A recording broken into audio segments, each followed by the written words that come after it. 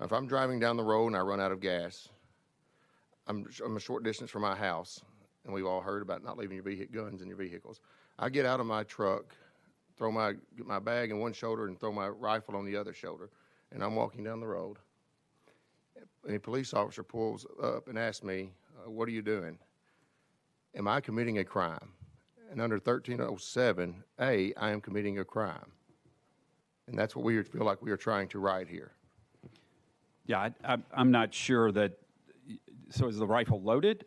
Is that what you're saying? I have the magazine in my pocket. I'm sorry? I have the ammo on me.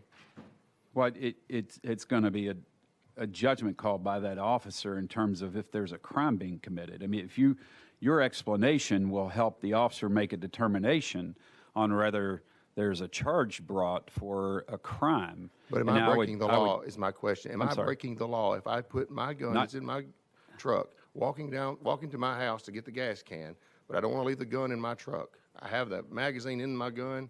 It's got three rounds in it, and the sheriff's deputy pulls me over. Am I breaking the law?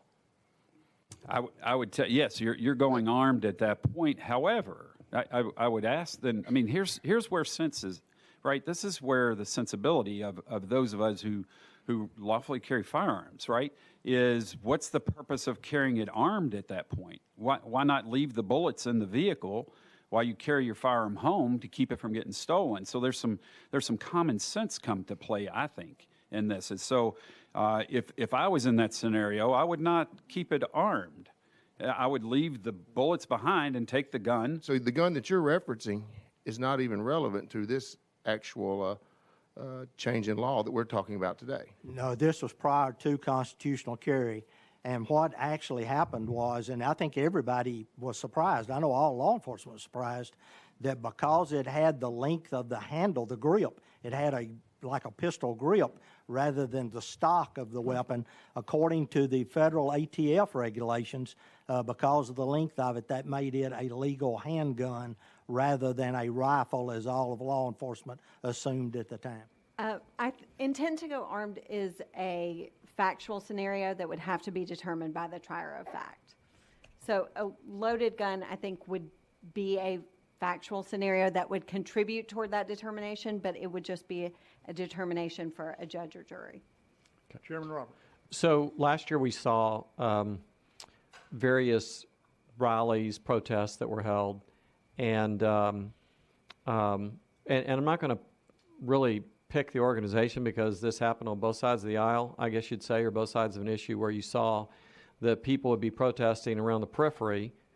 You would see people carrying long guns, okay?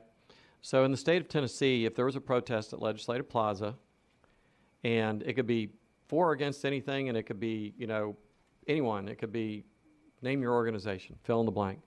And if they feel like that they're there to bring about safety order, et cetera, and all other things taken care of, parade permits, whatever it is that somebody needs, is that legal for them to do or not do under current code?